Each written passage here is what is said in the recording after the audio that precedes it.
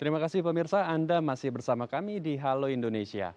Di tengah menurunnya angka kasus positif COVID-19, pemerintah tengah menyiapkan tatanan hidup baru berdampingan dengan COVID-19. Hal ini pun menuai beragam respon, seperti euforia warga yang sudah mulai abai dengan protokol kesehatan.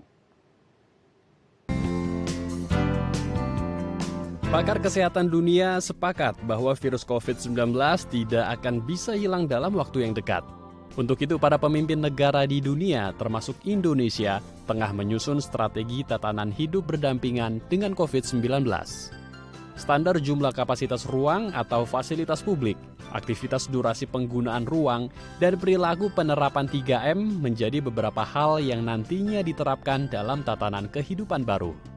Namun di tengah upaya pemerintah menekan penyebaran COVID-19, masih ada segelintir anggota masyarakat yang seolah tidak menghiraukan upaya pemerintah tersebut dengan tidak mematuhi peraturan pemerintah mengenai PPKM berlevel.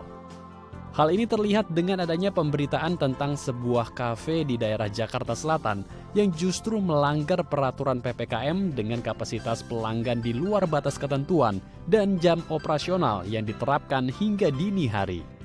Menurunnya angka kasus positif COVID-19, adanya pelonggaran peraturan, dan proses tatanan kehidupan baru disinyalir membuat warga euforia dan abai terhadap protokol kesehatan.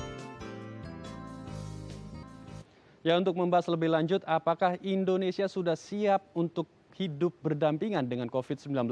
Kita akan berbincang langsung bersama Bapak Diki Budiman selaku epidemiolog dari Griffith University. Selamat siang Kang Diki, apa kabar Kang? Alhamdulillah sehat. Selamat siang Mas Andre. Selamat siang Kang Diki, kita langsung saja berdiskusi. Di tengah PPKM level 3, pemerintah sedang membuat roadmap untuk hidup berdampingan dengan COVID-19. Namun melihat kompleksitas yang sedang kita hadapi saat ini, seperti di tayangan tadi ada sebuah gerai atau kafe ya di daerah Jakarta Selatan yang sudah mulai abai gitu. Pengunjungnya, warga-warganya juga sudah mulai abai dengan protokol kesehatan. Kafe tersebut juga kalau tidak salah dibuka hingga dini hari. Ini rasa-rasanya kita belum memungkinkan ya hidup berdampingan dengan COVID-19. Kalau Kang Diki sendiri melihat hal ini seperti apa? Ya, kalau bicara hidup berdampingan ya tentu ada tahapan ya. Bahkan bahwa potensi COVID-19 ini menjadi penyakit endemik sudah saya sampaikan pertengahan tahun lalu ya, dan ini semakin terbukti ya karena karakter dari virus ini. Nah, namun bahwa setiap negara sekarang harus menyiapkan peta jalan namanya, peta jalan pemulihan dari situasi pandemi ini menjadi satu keharusan. Bahkan ini harus diterjemahkan sampai level kabupaten kota. Nah, namun harus difahaminya bahwa saat ini pandemi belum berakhir. Bahwa saat ini masa krisis belum berakhir untuk Delta. Ingat loh, Delta ini memiliki potensi yang sangat serius ya. Bahkan dengan kecepatan dia menyebar dan masa inkubasi yang pendek, ini yang membuat Delta ini menjadi game changer. Jadi merubah peta situasi pandemi yang tadinya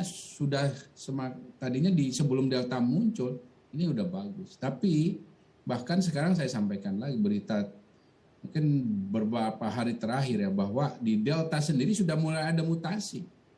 Ada mutasi yang membuat dia lebih efektif dalam menyebarnya, menginfeksi maupun artinya membuat perburukan situasi. Nah, ini baru bicara Delta, belum bicara varian lain.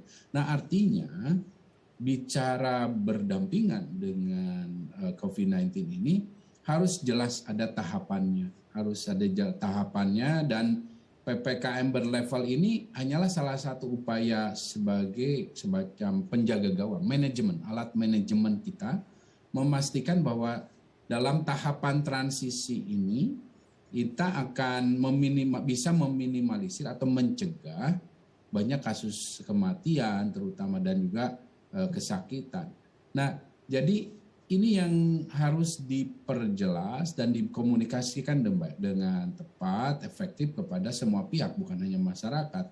Karena ini termasuk juga ya pihak swasta, ya juga termasuk stakeholders yang ada di pemerintah itu sendiri. Jadi sekali lagi, ya kita akan memang harus pada gilirannya akan harus berdampingan dengan COVID ini. Tapi karena namanya berdampingan, ya harus pastikan bahwa kita melakukan itu, kita sudah memiliki proteksi yang baik.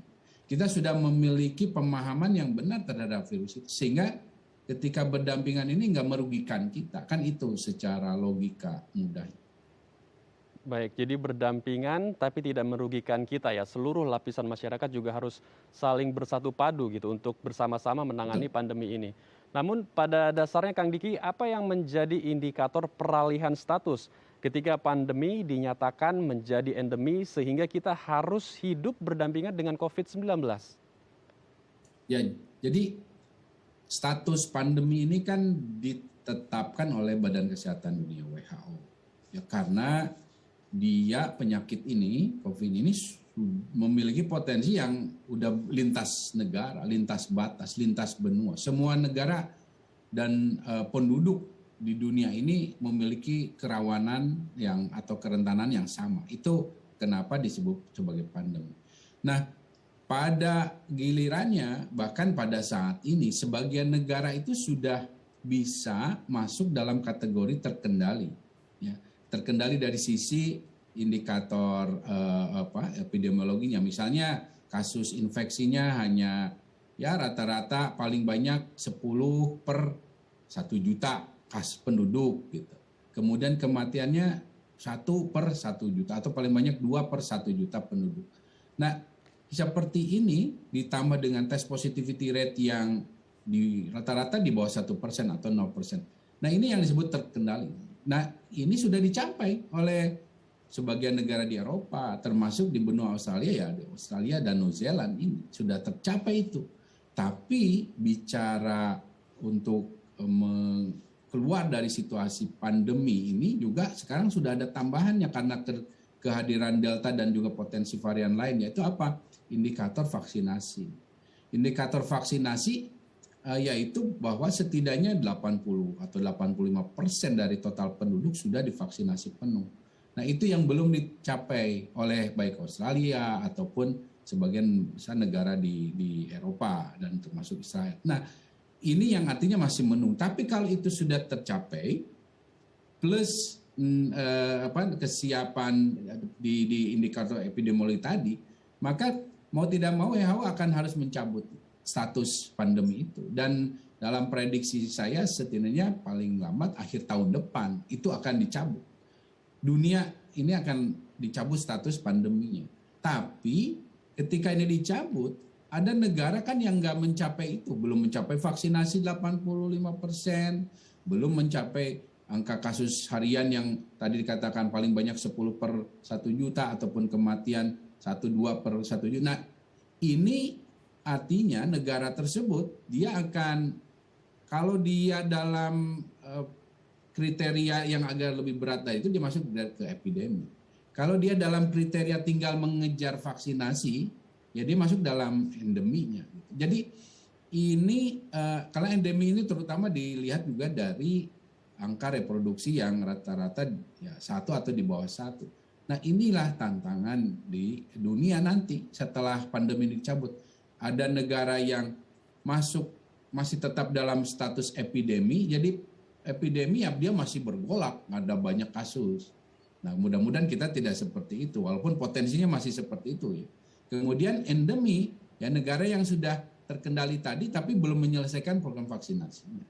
Kemudian ada negara yang sudah terpenuhi semuanya dengan vaksinasi. Nah, ya sebetulnya dia sebetulnya nggak juga jadi endemi ya, karena begini, seperti halnya